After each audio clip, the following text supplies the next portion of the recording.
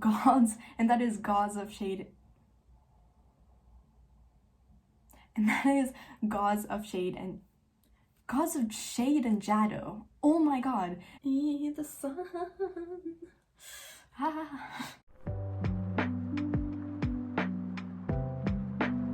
Hello everyone, welcome back to my channel. My name is Sophia, and today I am so excited to be finally doing the haul for the books I bought when I went to London a few days ago.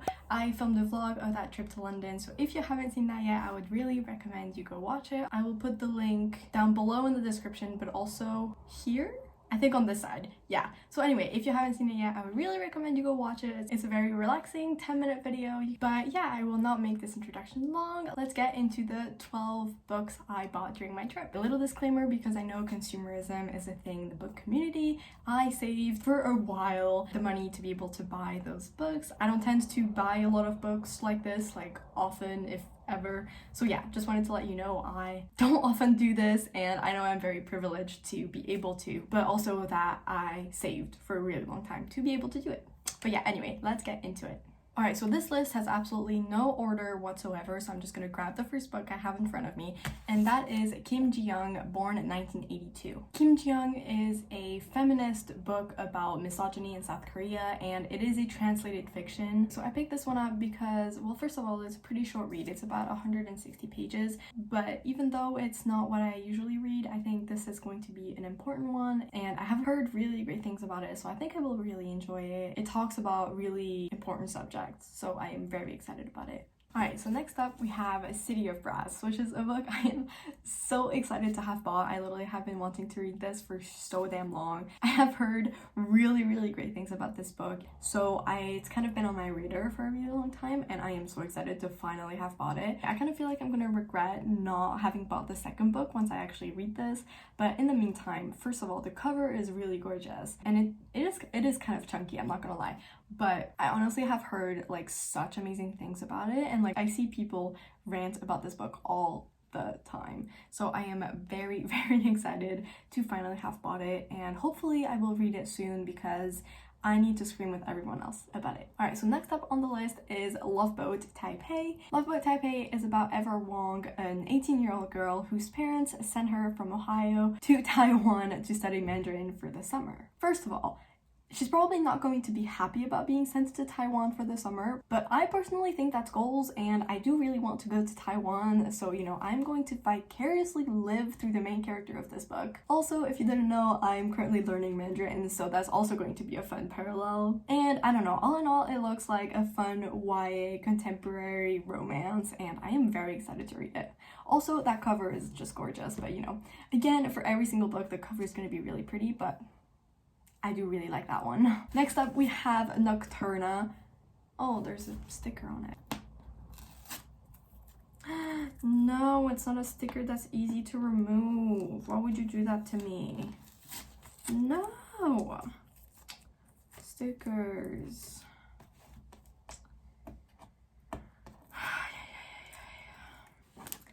This shit is why you don't put stickers on books. Ugh. Alright, whatever, I tried. It's not perfect, but I really need to buy... I know there's a technique with like alcohol or something that you can use to remove them like cleanly, and I need to buy that because honestly, stickers are the bane of my existence.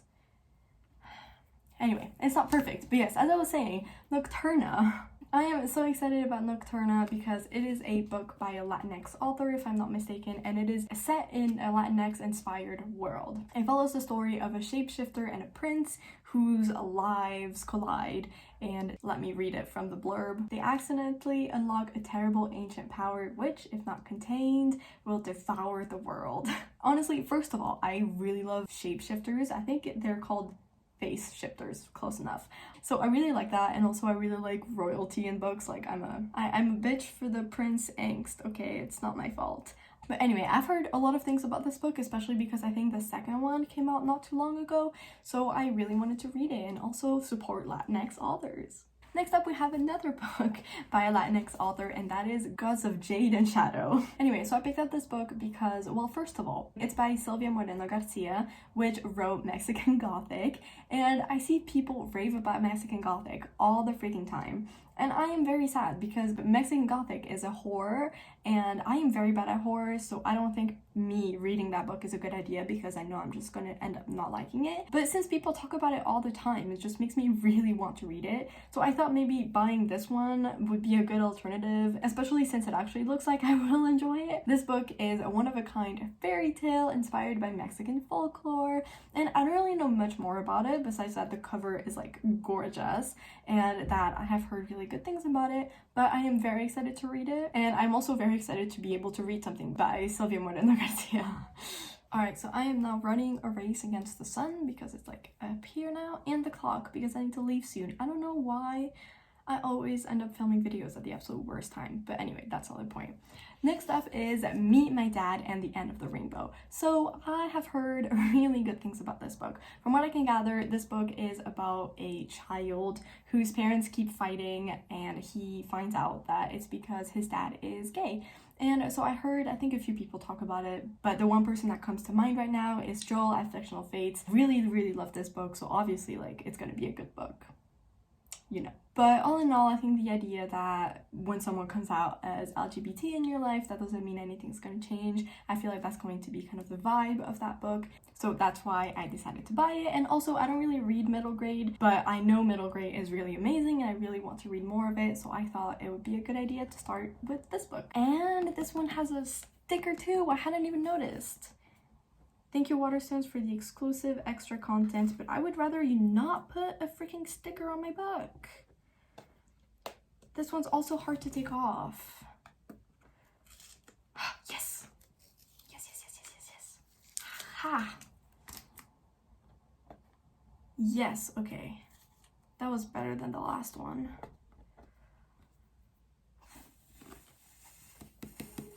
Nice. I apologize for the lighting. If you can't see me anymore, I am really sorry. Anyway, next up is a chunky ass book, and that is The Priory of the Orange Tree. I never know how to say priory, but I think it is priory. It is chunky as hell, I was not kidding. But I know this book has dragons, and I know it's LGBT. I'm pretty sure there's a bi protagonist, but I may be wrong on that.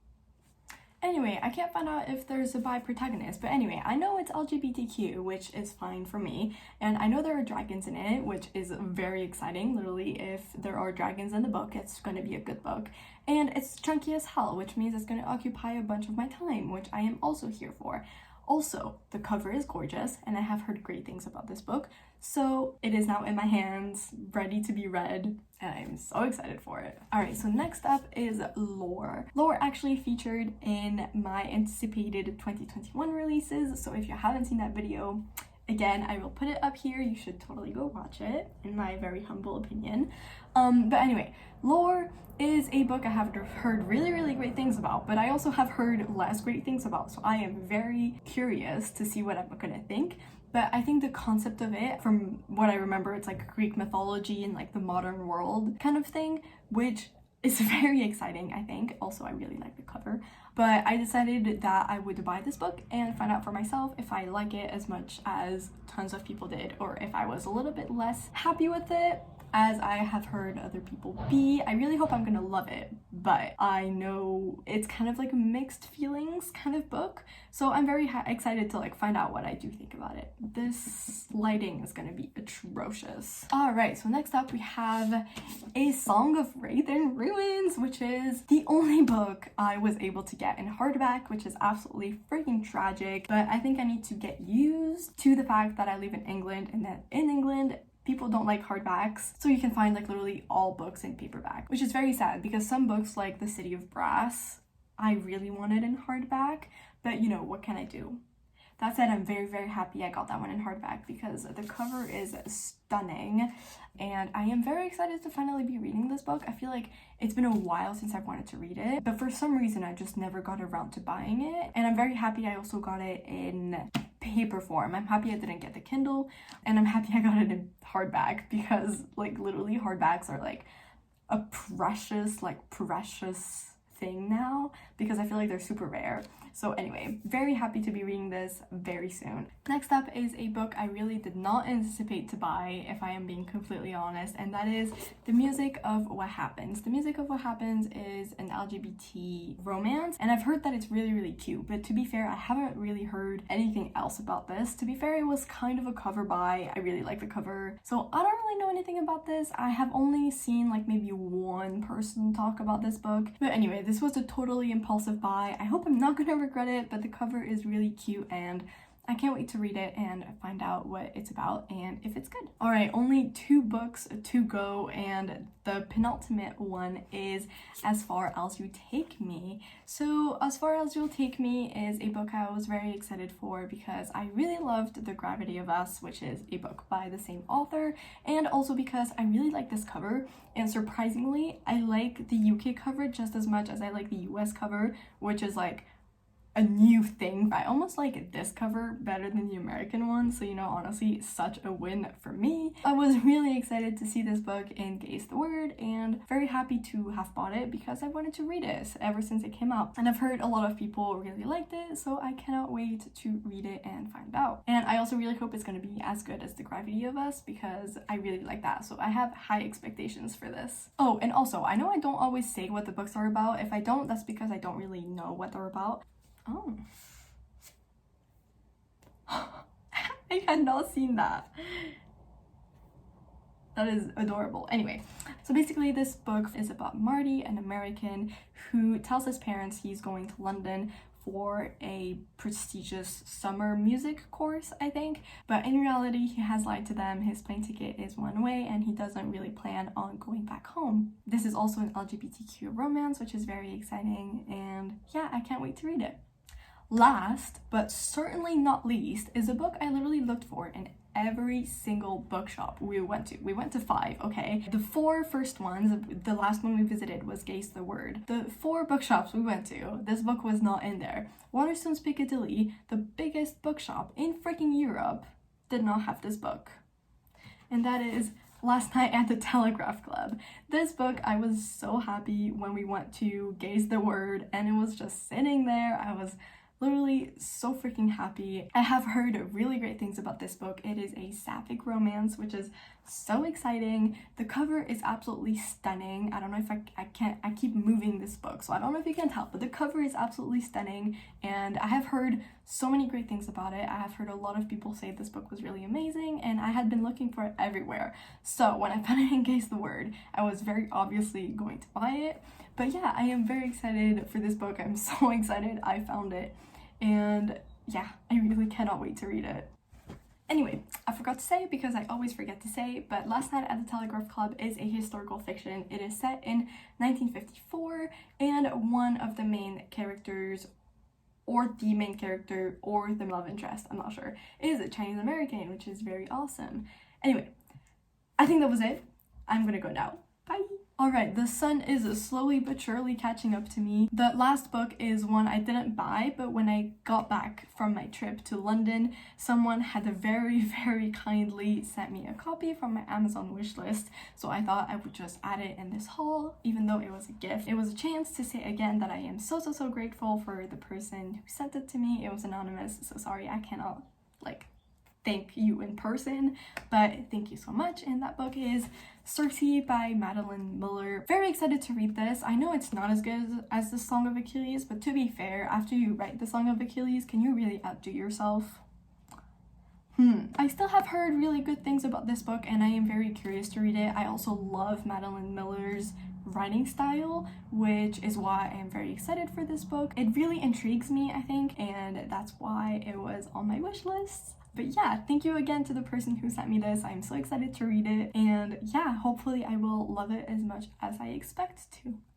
Honestly, even if I don't like the story, I think I really enjoy the writing style, so it's good for me. Alright, well, thank you so much for watching this video. I hope you had fun. I am very happy to have all of these, but unfortunately my bookshelf is super full, so I don't know where all of these books are gonna go. But yeah, thank you so much for watching, If there is a book on this list, on this pile, that you have read and really loved, I would love to hear about it. You can comment your opinions because I have no idea what to read next because all of these books look really good and I am very bad at decisions. But anyway, thank you so much for watching this video. Have a great rest of your day. Take care of yourself.